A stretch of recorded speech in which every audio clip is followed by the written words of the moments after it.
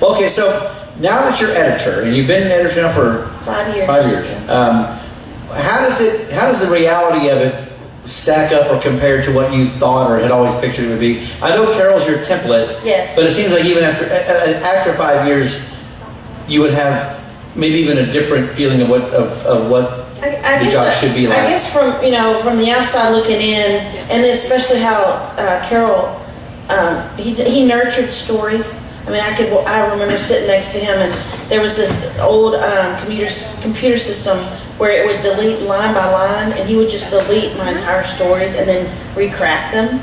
And I wondered, why is my byline even on it? But it made you a better writer to watch it happen.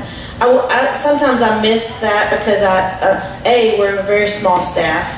I remember I used to make copies for 66 people, and I have 21 in my newsroom. So readers may not realize that we're a fourth of this, a third of the size. Is that the toughest thing? It really is hard because, sometimes you'll see my byline on things where Carol wouldn't have done a page one story unless he just got really psyched to do it. Carol wrote my first page one story. Yeah, mine too. It was a murder. Yeah. And I was like, boss? Lee comes back to the office and says, you're like, what do you got today? And Lee's like, there was some wreck. Yeah, there was some wreck over there.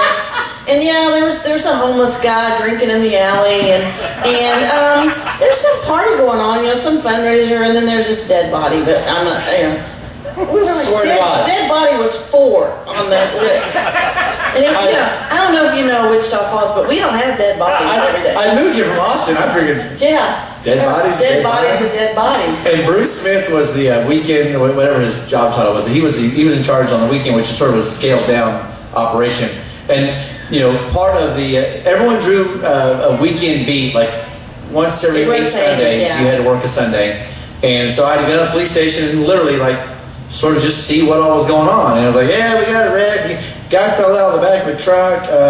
Found a dead body over here. Bruce Smith is perplexing. not a small fella, and he came flying out of his chair. I've never seen him move so nimbly. And the chair rolled. Chair, like cartoon style, shot through the wall behind him, and everyone in the newsroom, the photographer Becky Cheney was like she was like, let's go. And we were like the last media to the murder. Yeah. They got there for the chalk drawing on We missed everything. We missed the police barricade. We missed the donuts. We missed the whole damn party. And I didn't even know to be worried. I was like, all right, this is going to be easy. I don't have to interview anyone to talk to. So I got somebody named Becky. Becky wrote the first part of the story. Becky did the reporting. Yeah.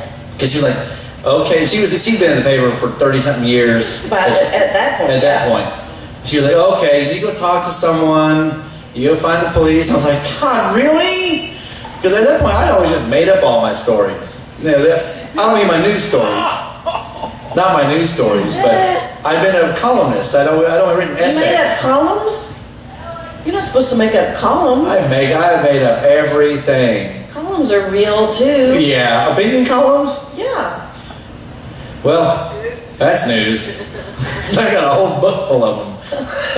I should file in her fiction. Somebody asked me once the things that you write in your column, does that really happen? But yeah. Well, yeah. I mean, I'm not saying I made up advance. I'm just saying they weren't news. They weren't sourced. I didn't interview my kids. Now, Jack, did you in fact wear one of your sister's leotards and pretend you were Spider-Man? Oh. I'm Spider-Man. So yeah, I came back with this bundle of notes, this jumble, and I just called Carol at home and said, Carol, I got a murder on my hands. I don't know what to do. And I kind of read the notes, and This is a Sunday. On a Sunday, yeah. He just recited. I was like, he's like, paragraph, paragraph. He wrote every single word except for my name at the top. Yeah. I supplied that. And here's what's funny, and I know it's your interview, but you saw this coming. There was this coworker who shall remain nameless, Monica Wolfson, who used the F word in all kinds of grammatical purposes. Yeah, I'm surprised. Gerunds and adjectives. Yeah. She could build an entire sentence using every part of speech and have them all be some permutation of the word fuck. Yeah. Don't say that. See, I was playing to the crowd. And Obviously, the FCC is not watching. no, we're off the grid. And she thought I was a joke. I was not legitimate. She was a serious journalist. She liked to think she was a serious journalist. And Blame Canada. She thought I was just this fraud. And she made a habit of critiquing my stories. Like In I was front of doing, you. Oh, Yeah. well, it was sort of in front of me, but it's like to the room. Like I'd be sitting where Amy is, and she'd be like, I was the person who wrote all the stories about the census. Oh. She'd be like, there's not this many people at Shepherd Air Force Base. And she would sort of yell out these doubts to everyone. And I was like, kind of, So, with that sort of as a backdrop, here comes this murder, and this murder story that was my first ever above the fold. The headline you see in the news rack. As hard news gets. And I wrote it on Sunday, so it ran Monday morning. We all come to work, and she's sitting at her desk going, now who wrote this story? I didn't write this story. Her boss, who sits about as close as Matt does to her, wrote the story. What is this? And she's reading entire paragraphs. Blah, blah, blah, blah. And it's Carol. Tearing it apart. And Carol walked out this doorway like. So I yelled across the newsroom, hey boss, I want to thank you for helping me out yesterday with that. I could not have done the story without you. Monica was silenced, but not for long. No. Well, how is the job now? What is it that people, even like me now, I've been gone 7 years, what do they not know about what's going on in the daily grind of a newspaper? I think the difference now is just the timeliness of everything. We used to think with the web, we would worry if we put that story up early, then TV might scoop us, and then we realized we were only scooping ourselves. It sounds kind of snarky, but You're welcome here. We have huge penetration rate as far as how many people look at our paper, just print version every day, and so then you think about how many TVs are on. We're not TV's not scooping us. Traditionally, I mean, this is when TV's news is on right now, and how many of y'all are watching it? So yeah. we rethink our deadlines. And lucky for me, my city editor is an old TV guy, Lynn Walker, and he comes from the culture where you have an update every hour. You have to have something new, and so we're constantly updating the web. The journalist, where you might book an assignment with a photographer, you're more likely now to shoot your own. Or you might want Torrin or one of the, Claire or Patrick, one of the really good ones for stuff that we know we're going to punch on the front. That's the centerpiece on the front. But you might be the only one that has a camera at the moment, so you better be able to do that. You may better know how to edit your own video. We let them blog. And is it now like an all-day deadline? Like everyone's just getting stories out? Yeah, I mean, is there still a bottleneck at the end of the day? There's a bottleneck, but only on certain things. I mean, sports definitely crashes and burns at night, but like yesterday was Petrolia, softball.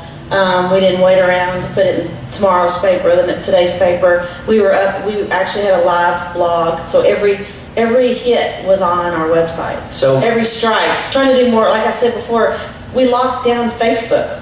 One of our leaders didn't know what it was and thought we were wasting our time. Now we encourage people to post. Yeah. We have our own Facebook page where we actually let ourselves be in the camera. That's what TV does that really well, where they promote their personalities. Yeah. But if we're at a charitable event or we're bowling for the cure, we need to let people see that we are part of the community. I think a lot of people think we're two-dimensional. I think a lot of talk radio and talk TV have convinced you that the liberal media is this cutout. The editor's got horns and a tail. And actually, I'm sitting next to you at church. I was going to ask about that. Do you feel like you get to be the stereotypical editor who has free reign to say whatever you want? Yeah, I do. I work for a company that believes in it. We are the watchdogs. We give, what is that saying? Who'd you piss off this week? I did get threatened by a lawyer. Really? Oh, yeah. How long have we been talking? Now we're getting to the interesting part. I buried the lead. No, my very first day as editor, I got a subpoena for a libel lawsuit. And I went into my publisher and said, like Chicken Little, thinking the world, the sky's falling. And he goes, oh, that happens every day. And I'm like, if this happens every day, I don't know if I'm... So what did the lawyer get angry with you about? No one watches this. Go ahead. Oh, well, it was a story on a certain politician that hadn't paid his taxes. And so, said, you're picking on me. Like, well... His lawyer apparently was sitting next to him, but I don't talk to lawyers. I let my lawyer talk to lawyers. But had he in fact not paid his taxes? Well, don't you read the paper? No. Okay, yeah, no, property taxes. Who was that lady that was stalking me? The older woman. Yeah, I would get a stalker who'd be 75. Awesome. She had 2 different names. She would send me cards and presents. She sent our kids presents. She sent our kids a Christmas present, but through work. She didn't slide it to them under the fence at school. Here you go. Maybe we'll talk off camera, and if it's the one that I inherited from you. Her name was Lorena. She had. That's not mine. She had 2 names, and both old lady names, which I thought was funny. And she came to this. I guess after we put in security. But she came to the front and got And 9/11 did that. Yeah. Before that, they just walk right into the newsroom. Yeah, you could walk right in. You'd be typing your story, and there'd be someone standing up, breathing down your neck, mad at what you wrote. Yeah, what you wrote the day before or whatever. And there was one that threatened Steve's life because Steve was writing a story about a really bad criminal and was figured out where he lived. And so at one point we all had the guy's mugshot on tape to our computer. So you know when he walked in. So we know when he walked in. Oh, look. Oh. There he is. He's shooting me. And Carol used to worry about him too. So my last contact with this lady, she called me. She said that she was in her car and her car was bugged and somebody was chasing her and she was going to try to lose them. And she goes, okay, they have my car bugged, so I'm going to tell them that I'm turning left, but I'm really going to turn right. And I was like, you just gave away your plan.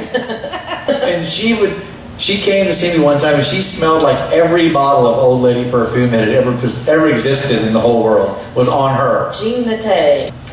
Print. Are we going to print forever? We have no plans to do anything different. Unless she's going to break that story here. Yeah. You heard it first on LBG's Garage. Especially in Wichita Falls, print still, makes money. In your personal opinion, what's the future of print?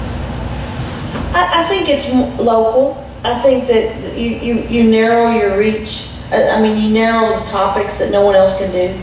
And so that's what we try to do is to be more local. We realize that people get the Romney stuff or Syria. We still put it in there. We're a NATO community, so we still put it in there. But I think that our future is just making sure we get local. That's our bailiwick, and no one else does it. So that's the future for us. Whether it's 7 days a week in print, which I foresee for the next as long as I'm editor, I think. You gonna retire? I'm retiring. No. Are you gonna retire as a Times Record News employee? I hope so. Okay. I hope so. I hope I retire as a Scripps employee. Yeah. Well, everybody, listen. A big round of applause. Thank you to Deanna Watson. One of our more educational and informative interviews. It's good to check off that box once in a while. We're going to take a quick break and get Eric Willis out here to wrap this sucker up. Thank you so much.